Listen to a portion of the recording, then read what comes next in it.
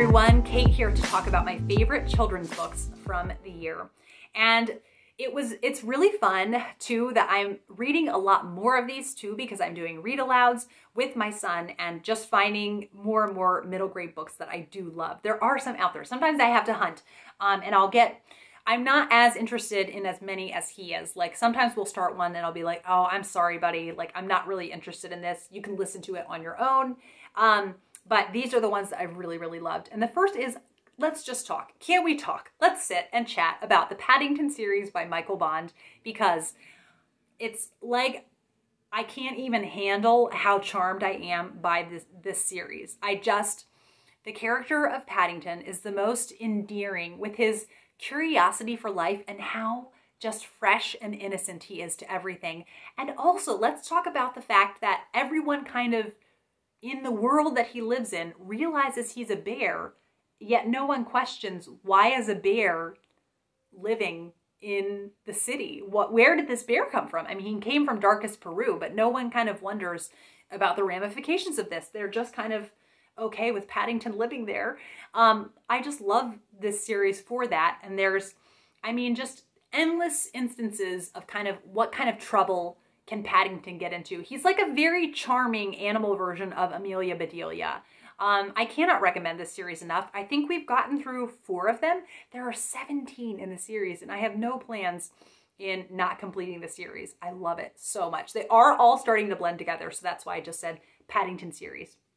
Then one I can't recommend enough is Letters from Father Christmas by Tolkien. These were letters that he wrote to his children as if he were Father Christmas, and the amount of charm in these and just love of folklore and whimsy it's brimming over. And I feel so lucky that we as readers have access to this and can read it, and how lovely of his children that they were willing for this to be shared with the world. And if you can, the audiobook is lovely, but then also in the physical book, it was just nice having access to both. The pictures that he drew them of the North Polar Bear and everything that happened in the North Pole during the year were so special. And then the Vanderbeekers of 141st Street. This was my second time reading this because I want to read the series, but then I hadn't gotten around to it for so long that I had really forgotten a lot that had happened in this book. And I love this even more the second time around. This is so classic feeling. And I'm just constantly looking for children's literature that will be classic feeling, timeless. And this feels like it. And I love it. I love how the great relationship the parents have with their children, that they really challenge them to find their interests and pursue them and find the things that you're gifted at, the things that you'll want to pursue as you grow older. But they also, I love that there's very much a sense of them wanting their kids to really own their actions. And when they mess up, to take responsibility for it and say that you're sorry and you're going to try again. Today, tomorrow is a new day, fresh with no mistakes in it, but you should own up when you do make a mistake. And then The Enormous Egg. I read this towards the beginning of the year, and it's so fun about a little boy that their chicken, I don't know how, the ramifications of this, but his chicken lays a dinosaur egg, and then he cares for this dinosaur and ends up eventually being too big to live in his yard, and so they have to figure out where to bring the dinosaur. I think if you love Beverly Cleary's books, this is a book you should definitely read. Then The Water Horse by Dick King-Smith. I want to read like everything by Dick King-Smith now. I loved The Water Horse, and I adored it so much. It's very, very charming. I liked it so much more than the movie. So I really want to read many, many more books by Dick King-Smith. Then The Year of Miss Agnes. This I think I read in an afternoon. It did not take me long, and it made such an impact on me. So I will definitely be rereading this at some point. It is about Miss Agnes, who is a teacher. I think she's from England, and she comes to this class in Alaska. Very, middle of the wilderness, and she comes and makes such an impact on this community in her year that she is there with the class. And it's such a marvelous, marvelous book, and very thought-provoking, and just a lot of warmth and memorable characters in it. And then The War I Finally Won by Kimberly Brubaker Bradley. This is the sequel to The War That Saved My Life, and I love this series. It is very bittersweet, but I love that it's a middle grade that's bittersweet, so it feels not like your heart has just been utterly shredded. It feels like your heart is a bit wounded, but done with a gentle hand. And I love this series, and it's so good. So if there's a third one, I would most definitely be interested in reading it. I don't know if she has any plans for that. Then a lovely surprise was The Two Princesses of Bamarre. I love Ella Enchanted by Gail, Carson, Levine. That is no secret, but I had never read The Two Princesses of Bamarre, and I'm so happy my friend Taylor really recommended that I read that, and it was just such a delight. It is about two sisters, and there is this kind of plague that's going around, and people, once you get it, you know you're going to die. I think it's within a week, and one of the sisters gets it.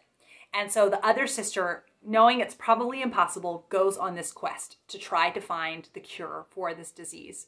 And just the lengths that she will go to for the sister that she loves, it warms my heart so much. So if you like whimsical fairy tale retellings, I don't think this is a retelling. I think it's Gail Carson Levine's like own original story.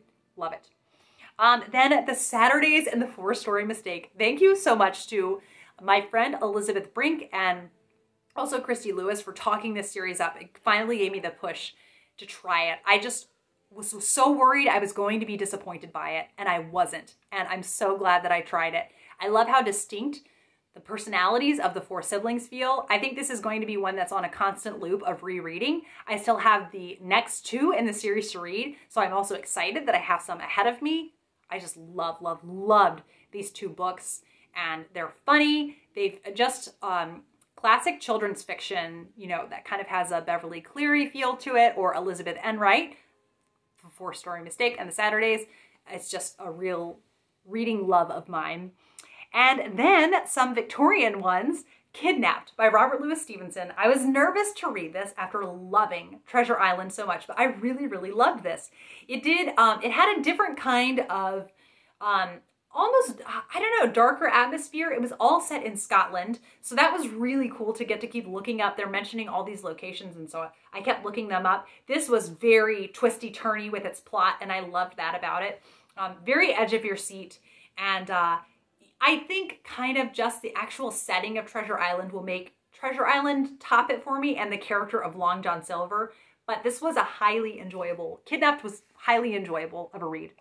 And then lastly, I'm so excited about this author, and that is Nesbit. So I read The Treasure Seekers and The Wouldbegoods, and these two are just at the tail end of the Victorian era, and so much fun. It is about the Bastable family, and in the beginning, their family has lost all their money, and so it is their quest to get their family more money, and each kid has a strategy that he thinks will get them more money, and so they enact those strategies, and so much hilarity ensues. And then the sequel, which is The Wouldbegoods, is when they live in the countryside, and all of they have the best of intentions. They really do, but they get into so many scrapes, and oh, these are just so good. So then there's a sequel to that one. I think it's The New Treasure Seekers, but this makes me really excited to explore more Nesbit. She also has she's written The Railway Children, which I'm going to be reading with the Kindred Spirits Club, and then The Five Children in It, and there's several in that series. So just very excited to find a new Victorian and Edwardian children's author I had no idea I would like so much. Thank you as always for watching, and I will be back with my last favorites video very soon.